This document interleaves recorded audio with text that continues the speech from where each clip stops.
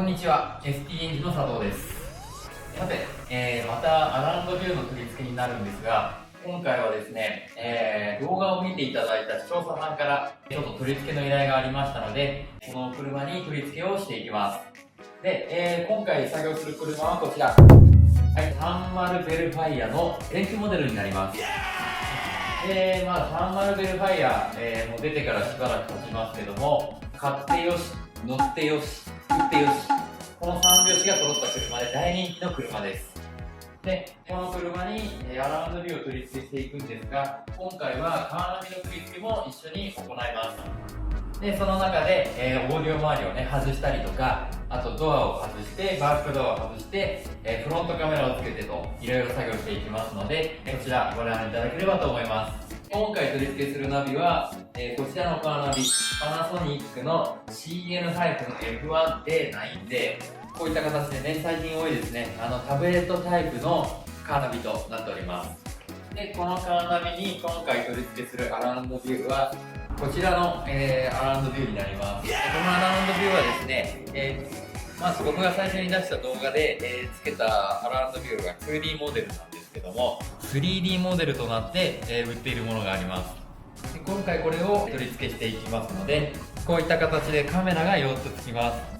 では、早速ですがこちらのベルファイアに取り付けしていきたいと思います。じゃあ取り付け前に、商品の中身の確認をしていきます。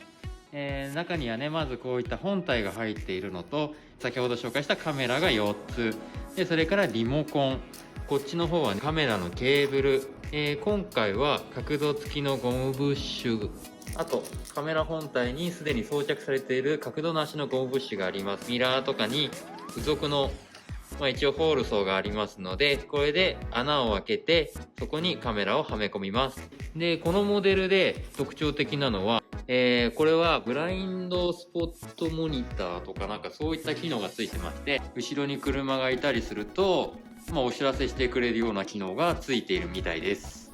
これが取り付けのマニュアルになっています。全部英語で書かれています。でやはりこういった輸入品で気をつけなきゃいけないのは、書いてることがね、全部は正しくないということがありますので、中身が2割ぐらいで間違った情報が載ってたり、知りたいことが書いてなかったりすることがありますのでね、これはつけながらソフトを確認していきます。ではこれからこのコンソール周りをばらしてですね、こちらの本体の設置位置などを、決めて、まずはカメラの映り方を確認していきます。では外していきます。でまずアルベルの場合は、シルバーの過色を外す前にですね、下のパネルを外すので、一応養生して、これはマスキングテープを使っています。はい、でこちら、ヘラを用意しまして、よいしょ、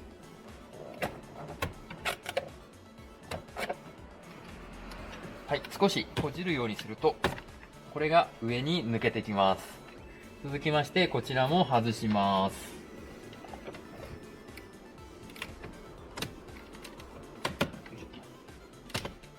はい、外れました。次はこのパネルね、このパネル硬いんで気をつけてくださいね。しかもこういうのは傷つけるとめっちゃ高いっす。じゃあ外していきますよ。よいしょ。はい、この今ボコって外したんですけど、この時によいしょってやると今もうバーンってなってますんで、ならないようにここで力を入れてグッと外してやるイメージになります。でここが外れたらこの辺少し養生しておいた方がいいですね。割とこういうソフトレザーのような部分って傷つきやすいんですね。で傷つくとこの辺はもう戻りませんので、初めてやる方とかはね、こういった形で少しガードしてあげるようにしてください。でパネル外しするときは必ず全身使って引っ張らない、こうね外したときにこう必ず少し動いただけで止まるようなイメージで外していってください。よいしょ。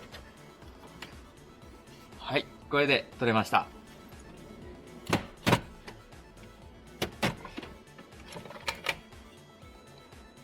で裏にはこういった形でコネクターが何個かついてますので、これを外します。こっちはよかった。はい、こんな感じです。で、このボルトを、外すのに使ってるこのソケット、これは高堅のナットグリップソケットっていうやつで、中に磁石が入ってます。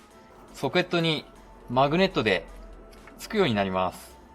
カーナビの作業時とかによくあるのは、ビスを途中で落としてしまうということがありますが、こういった事故を防ぐことができます。この商品はすごいおすすめですので、検索してみてください。高堅のナットグリップソケットです。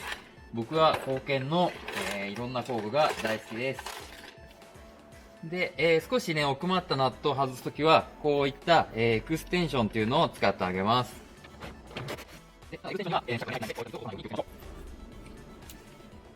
はい。で、これで4つ外したので、カーナビが外れてきます。まあ、傷つけるのが怖い人は外しちゃってもいいと思います。はい。で、まあ、こういったところ下にね、タオルなど、タオルや毛布など引いておくようにしましょう。はい。じゃあ今回カーナビ入れ替えなので、純正ナビは外しちゃいます。で、裏にはね、こういった形で配線がいっぱいあります。で、この辺、オーディオのコネクタと、あ、いいですね、これ。車をいじったりする人に、これはね、ぜひ覚えておいてほしい。最近の車では、アルミニウムが配線に使われていることがあるんですね。こちらですね。はい。見えますでしょうか？このね、ちょっとラベンダー色に、これラベンダー白なんですけど、こっちラベンダー赤。で、ラベンダーピンク、ラベンダー紫ってあるんですけど、このね、ラベンダー色ベースの配線っていうのは、これアルミニウム線なんですね。で、アルミニウム線何が違うかって言ったら、通常のハンダではハンダ付けができない。で、それから、こういったね、タップ、よくね、私も作業で使ってますけど、こういったタップも使うとですね、アルミニウム線が切れることがあります。もしね、これから電源を割るとか、線をつなぐとかってあるときは、必ずスプライスか、ギボシにするとかね。なので、要注意です。はい。というわけで、豆知識は終わりです。で、この辺いっぱいコネクタがあるんでね、それぞれ繋いでいきたいと思います。じゃあ、今回グローブボックスの外し方も説明します。最近だと横に、空気のダンパーがついてますので、それを、外してですね、横にこう、引っかかりが出っ張りがありますので、それをこう中に押してやる。ね、こうやって中に押してやると、その引っかかりが取れて、こういった形で外れてきます。これね、ゆっくり開くためのダンパーです。これが横についてますので、ここにこういった形ではまってますから、これを外してから、やるわけです。はい。じゃあ今度はね、アラウンドビューの設置場所を決めていきたいと思います。はい。今一応電源を取ってる途中なんですけど、トヨタコネクタの説明をしときます。これがオーディオコネクタと呼ばれるコネクタです。で、ここには、常時電源と、はい、常時電源、水色。で、この茶色はアースです。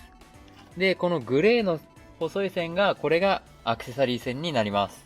いわゆる5ピンコネクタって呼ばれるやつがあるんですけど、これの赤がバック信号線です。で、黒が車速の、青がパーキング。で、間に入ってる白はイグニッションっていう電源線になります。こういうのを覚えておくと電源の取り出しとかが容易になります。ただ、最近のトヨタ車はですね、アクセサリー電源の容量が、5A とか低い車もありますので、あんまり電気を取りすぎると要注意です。もし電気が足りない場合は、多分ね、取りすぎると他の電気の電源入んないとかって出てくると思うんで、そういった時はシガーソケットから取るとか、他のね、なんかちょっとコネクタとか探して取るような形になります。あと、カーナビをつけないと画像の確認ができないんで、カーナビの取り付けを先に終わらせちゃいます。で、カーナビの取り付けまでやるとちょっと長くなっちゃうんで、今回は、カーナビは完成した図をお見せしてます。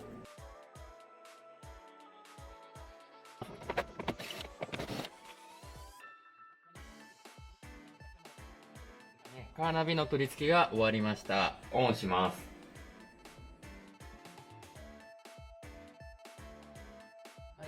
それではですね、フロントカメラは、今回ここの位置につけようと思います。で、一応、ベルファイアのエンジンルームはこんな感じになっています。で、ベルファイアの場合は、とりあえずまずここを取りまして、その後ですね、配線の引き込みが、この奥になります。車内からワイヤーを出してきて、配線をつけて、また中に引き戻してあげるっていう作業をしますので、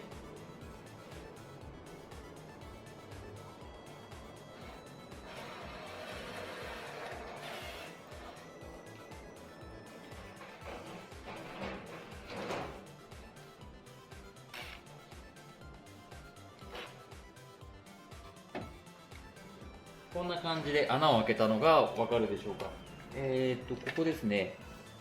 ここで、もうちょっと、ギリギリ OK。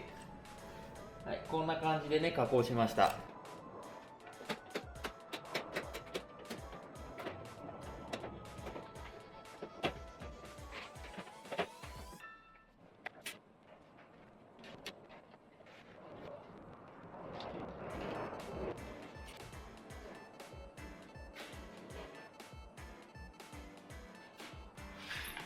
はい、それでは、配線の引き込みをね、ちょっと説明します。で、これはエンジンルーム。で、バッテリーがあって、エアクリボックスがあって、で、このさらに奥、これが、この奥に見える、ここが配線の引き込み口、上に2個穴が開いてるんですけど、そのどっちからも車内に入れることができます。はい、それではですね、これが車内のグローブボックスになり裏になります。で、ちょうどですね、この、配線が出ているところ、これが表からの配線が入ってくる位置になります。フェルトをめくると、このゴムの部分が見えるのがお分かりでしょうか。上と下に、ポッチがありますので、それをカットします。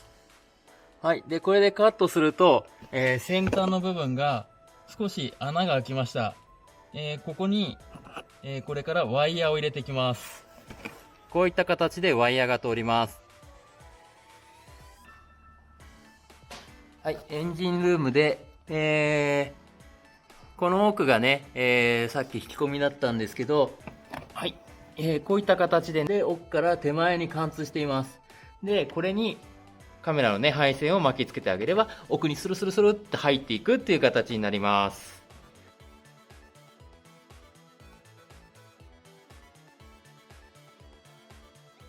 今度、この配線を中に引き込んでやるんですけど、これを引き込むときは、パーツクリーナーを使って、水と違って、すぐね、乾くっていうメリットがあるので、これを一応この、入れるところのね、付近に吹いてあげて、全体にちょっと軽く吹いてあげて、中に引っ張ってってあげます。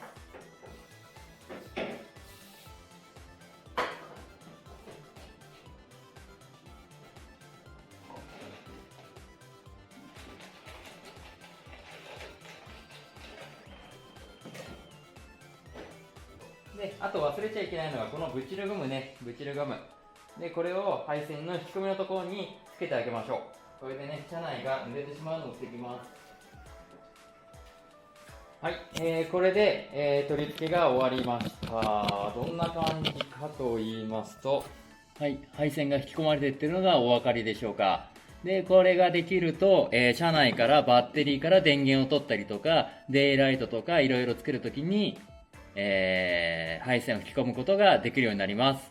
これでだいぶスキルが上がりますね。はい、じゃあ続いて、カメラをね、横につけるためにドアを外していきます。はい、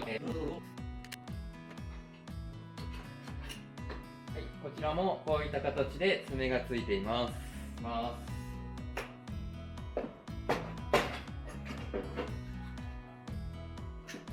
い、こちらもこんな感じで裏にコネクタがついてます。はい、これで取れます。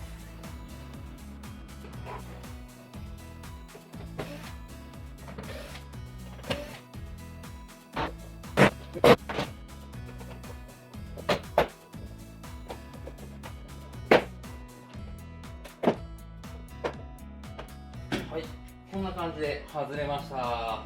すごい硬かったですね。でね、見ての通り、このね、ドアパネルはね、すごい作りがしっかりしてますよね。クリップ何個止めてんだって感じだけど、通りでこうね、内割れがバタついたりしないわけですわ。やっぱね、トヨタはね、この辺よくね、裏とかね、できてますよね。すごいね、これは感心する。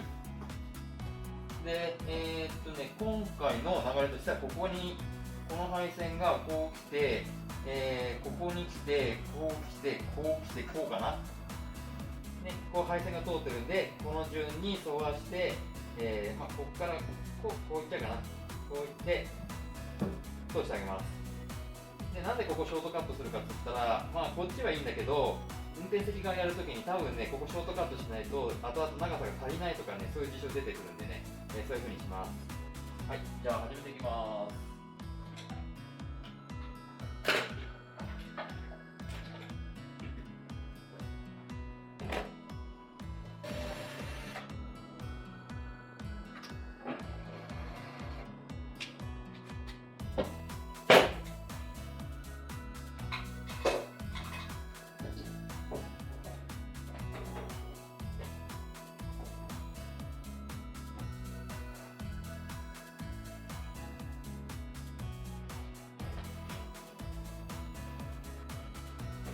くるはずです。よいしょ。で、ドアを全開にして、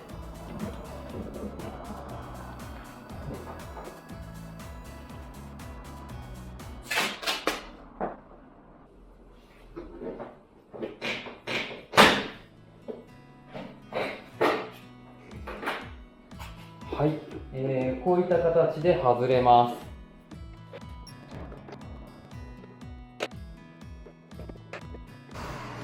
はい、で、今ね、ミラーが外れました。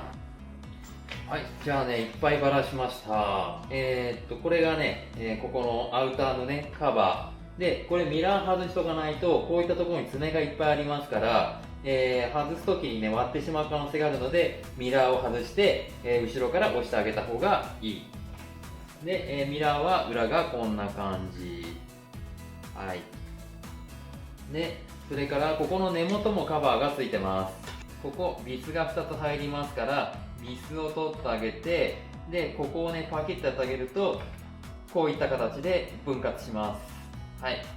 で、これ底面なんですけど、こうやって見たときにまずですね、こうパカってなるんですけど、ここの部分に当たってはダメですね。で、あとこことここが出っ張りが少ないですね。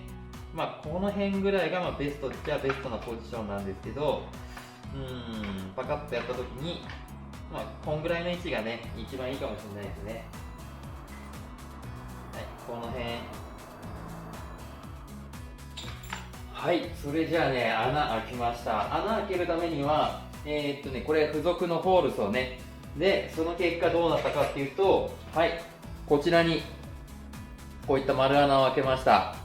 で、この丸穴にですね、ゴムキャップをはめていきます。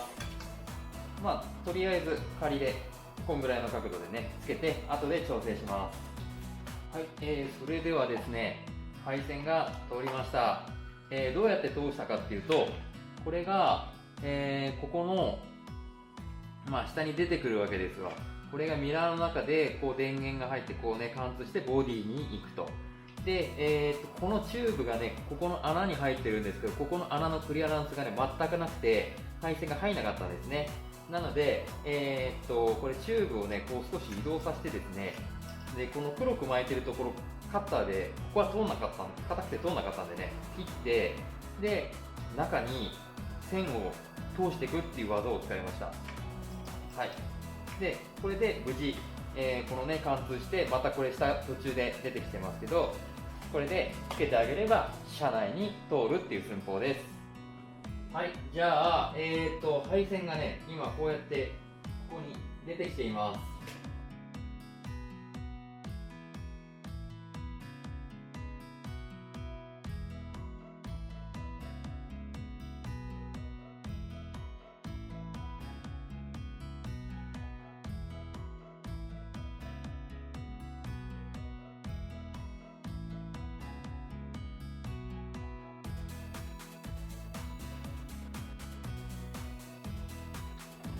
そうするとこうやって、はい、スルーッと通りました。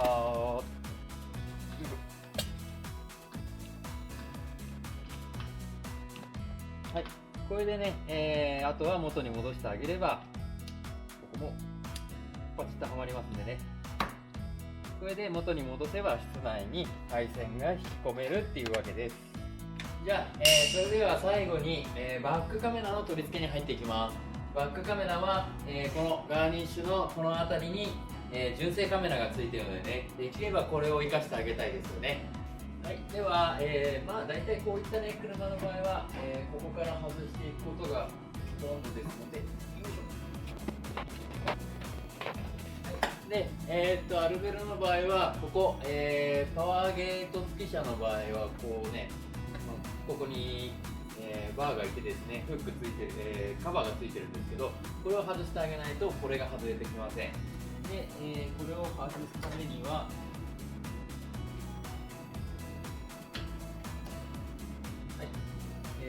こんな感じのね、やつがあそこにはまってるので、これで取れます。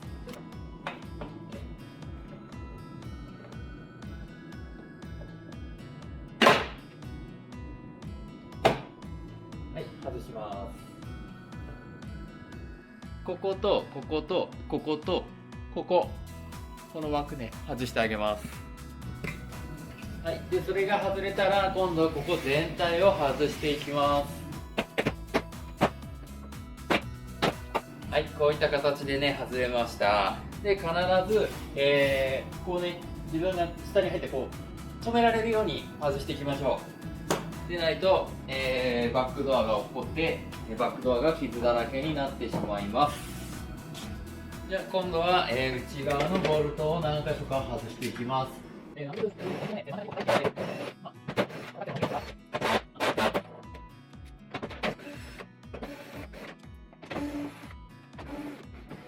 はい、硬くても外れますからね、計、ナットが2箇所、ボルトが1、2、3、4箇所あります。で、そうすると、あと真ん中のこのね、スイッチ外してあげて、これで OK なので、今度は外側に行きます。はい、じゃあ外側の外し方なんですけど、これはね、ちょっと硬いんで、もしかしたらね、わかんない人もいるかもしれないので、この辺にヘラを入れてあげましょう。はい、これで1箇所浮きました。で、手入れて、でこの時に勢いよくやってゴロンと落とすとこの辺傷入っちゃうんで気をつけてくださいね。で、今うまくがしたらこういった形でガーニッシュが外れてきますね。ただ単にクリップで止まってるだけと、この辺裏で外したボルトがね、固定されてますので外してあげてください。で、今回はこの機台に、バックカメラ、アラウンドビューのバックカメラを合わせてみたいと思います。このカメラですね。で、実際これをここに当てがった時に、ちょっとね、こうね、入れ替えた時にどういう画角になるか確認して、一番いい方法で取り付けをしてみます。はい、じゃあバックカメラの、加工が終わりました。意外にもね、結構簡単にいきまして、はい、これ純正のカメラを外して入れ替えた状態ですね。どうでしょう、全く違和感がなくついております。はい、それではね、カメラの配線を今度、前に引っ張っていきます。はい、で、配線の引き込みがここにいるので、ここのゴムキャップをよいしょと外します。で、ボディ側も、ゴムキャップが、入ってるんですが、間にプラスチックが入っています。で、プラスチック、これね、外すと多分、ちょっと作業が厄介になるので、今日は外さないでやってみます。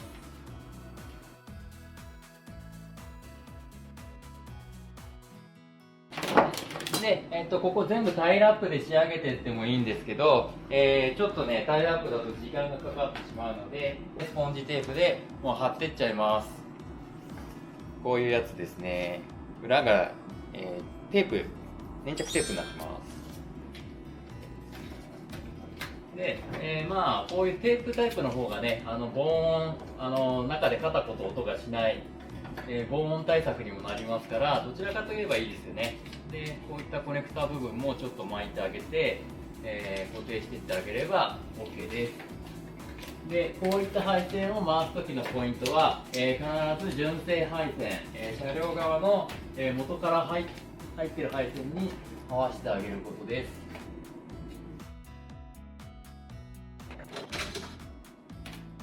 で、そしたら、通常ね、いろんなやり方だとここを外して、針金で通すんですけど、そればっかりやってるとまた作業が大変なので、はい、もうここでね、パーツクリーナーで中を湿らせます。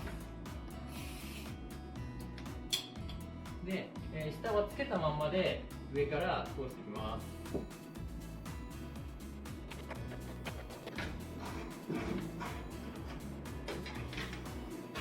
はい、すいません。ちょっとね、中のプラスチックのちょうど枠のところに引っかかっちゃってたので、ワイヤーを使って通しました。で、ワイヤーね、下から入れてあげたら、ちょうど引っかかんないでスルッと入ったんで、この方が楽ですね。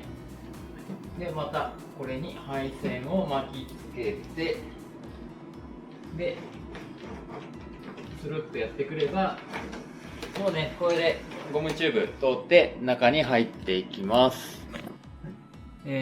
こういった感じになってますね。で、中はこ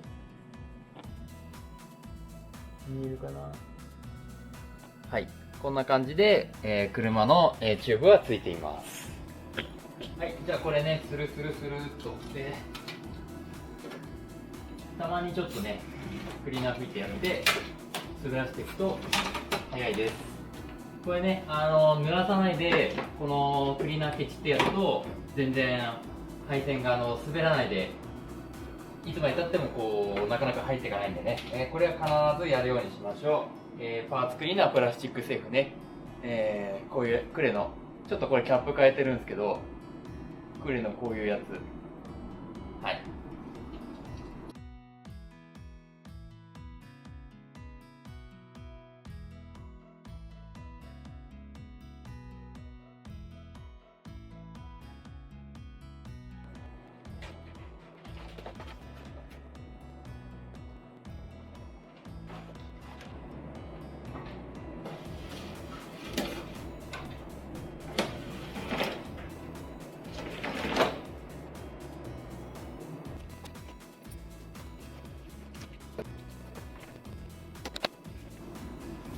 はい。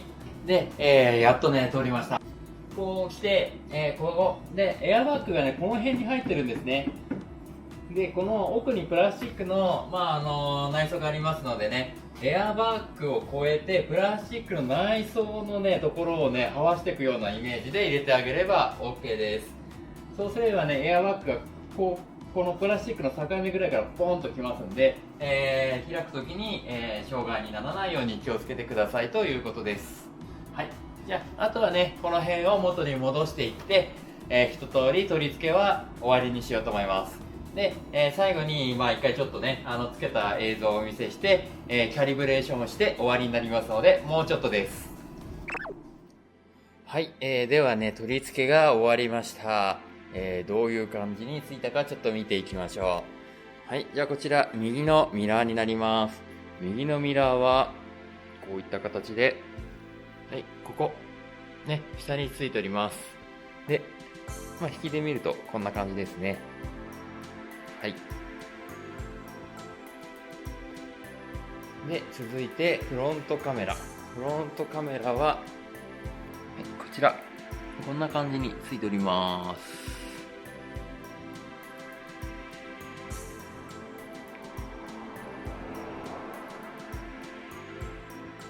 ちょうどエンブレムの下あたりですね。ナンバーのやや上になります。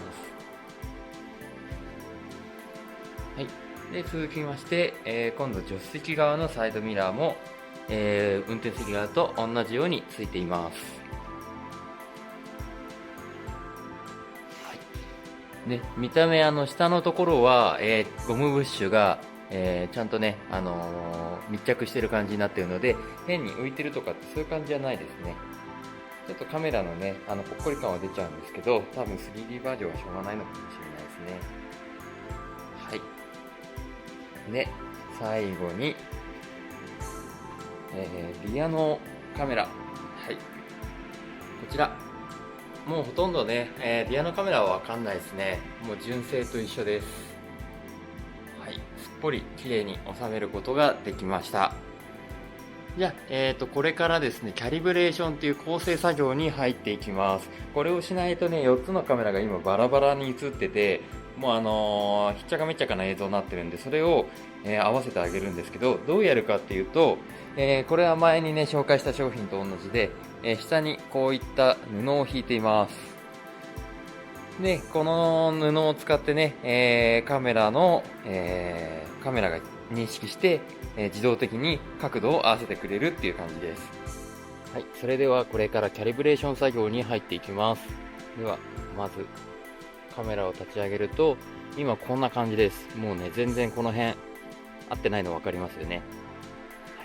で、これを今から調整していきます。では、メニュー画面を出すと、こういった形でメニューがあるので、その中からキャリブレーションを選びます。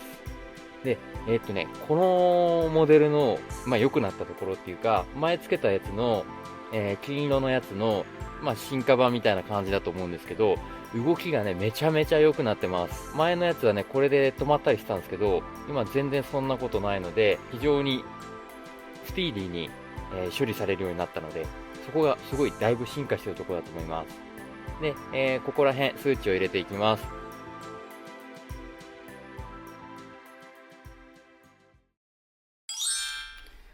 はい、じゃあね、セッティングが終わりました。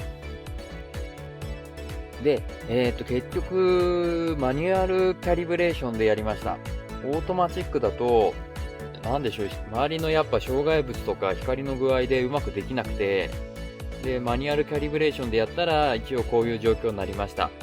ただね、こういう状況で、ちょっと柱がね、こう、同じ位置に立ってるんですけど、これの位置も合ってますし、前後もね、まっすぐなってますので、だいぶいい感じにセッティングできてるんじゃないかなと思います。で、この、特徴としましては、まず右ウインカーやると、こういう感じで映るのと、少し 3D でこう、角度が曲がります。で、こっちもそうです。で、バックに入れると、こういう感じ。で、ちゃんとキャリブレーション取ってあげると、このガイドラインがね、バッチリ合うようになりました。デフォルトの状態だとね、少しずれてたんですけど、これがキャリブレーションすることによりバッチリ合う。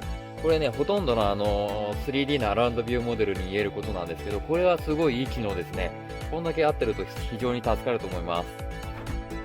で、これはフロントの画像。ちょっとね、今バンパーに、養生テープ貼ってるんですけど、こんな感じでですね、セッティングの画面なんですけど、こういった形で非常に綺麗な UI になりました。前はね、もっと2D モデルはすごい文章が出てて、昔のなんかWindows 前の PC98 みたいななんかそんな画面が出てたんですけど、今のはすごいこの 3D モデルは非常にグラフィカルです。で、ドラレコ機能がついているのと、ここでそれらのセッティングができます。で、時間も GPS とかついてないんで自分で合わせる形になります。で、こちらでいろいろな機能を、設定します。E コントロールっていうのは、これね、すごい便利なんですけど、ハザードを1回、オンにすると、アラウンドビューの画像が映るんですね。例えば今使いたいなと思ったら、ハザードを1回短くカチカチっとやって1回点滅させる。そうするとオンになる。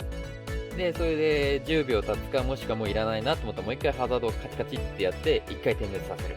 そうするとアラウンドビューの画像が消えるんですね。これ後でご説明します。で、これは、T ライトコントロールはウインカーのコントロールのこと。で、トラジェクトリーディスプレイは、これはガイド線を表示するかしないか。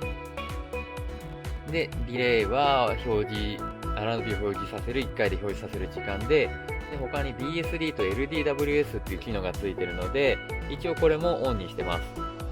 ということで、アラウンドビューの設定はこれで終わりです。あとちょっと実装してね、具合を確認して、終わりにしたいと思います。もう少しご覧ください。で、それじゃあね、ちょっと道路走りながら、機能を確認していきたいと思います。一応まあ見る限りね、まあちょっと若干のズレはありますけど、そんなにひどいズレってのはないですね。なかなか実用範囲じゃないかなと思います。はい、じゃあここで右折します。はい、右に曲がるときはこういった形でね、画面が切り替わります。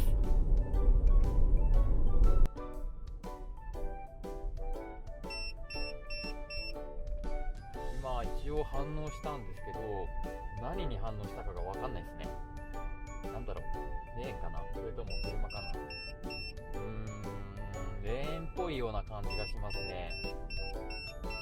ただ別に車線もはみ出てるわけではないので、あと左の方のブザーが鳴ってるんですよね。ちょっと ADS 機能についてはおまけかな。で、一応停車中に電源を入れるとこんな感じで、リモコンでね電源を入れますと、任意のタイミングで移すことができます。で、リモコンで、フロント、リア、右、左と、切り替えることができるのと、こういった形でね 3D のモードに切り替えることもできます。で、この 3D モードを使うかどうかは、またね、セッティングの項目で変えることができるので、まあ、好きなような使い方すればいいと思います。まあ、一番多分この使い方が使いやすいんじゃないかな。2D 出して、左がねウインカー出すと 3D になるみたいな。はい、じゃあ今度はねコンビニに車庫入れしていきま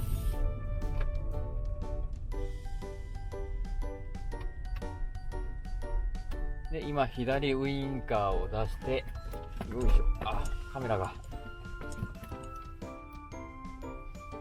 左ウインカー出してコンビニに入って、空いてるスペースに止めます。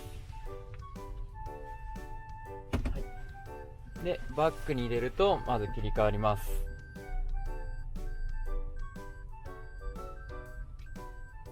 はい、こんな感じでね、枠のサイズも合ってるので、バッチリ、調整はバッチリですね。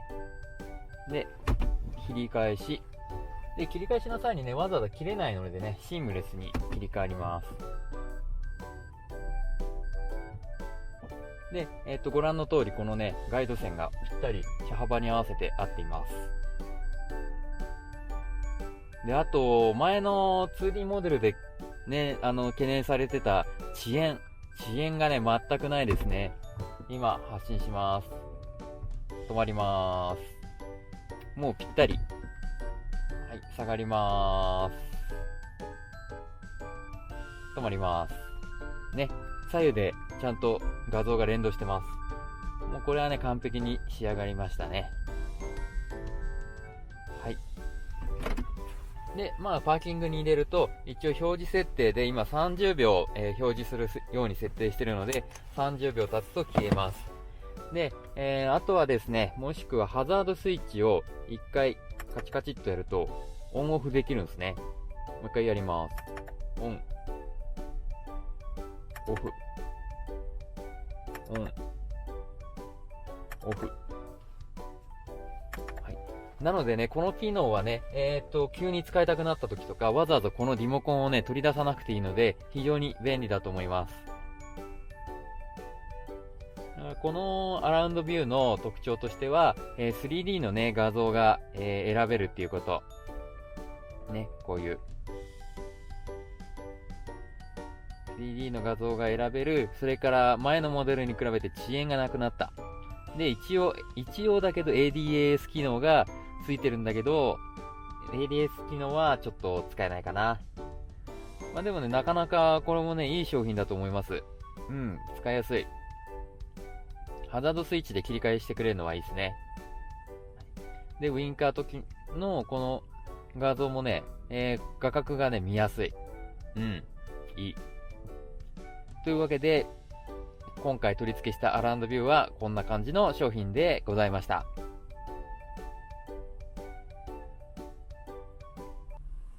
はい。じゃあ、今回もね、無事作業が終わりました。30のベルファイア前期型、前ね。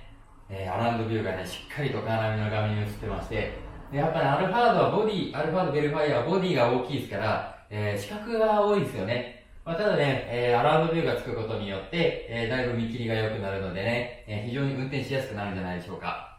この車も、最近もう年式もね、結構経ってきましたから、中古も増えてきて、買ったはいいもののついてない、欲しいなっていう方いらっしゃると思うので、もしご質問などいただければ、答えられる範囲でお答えしたいと思います。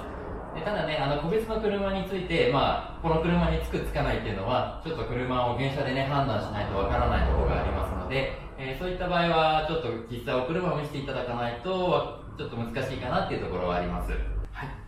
じゃあ、今回はね、また長い動画になってしまいました。ご視聴いただきましてありがとうございました。他にもね、こんなものをつけてみてほしいとか、こういうものあるんだけどどうなのっていうのがありましたらね、コメント欄とかに入れていただいたり、メールなどいただければと思います。これからもね、いろんなものを取り付けしていきたいと思っておりますので、ぜひよろしくお願いいたします。ありがとうございました。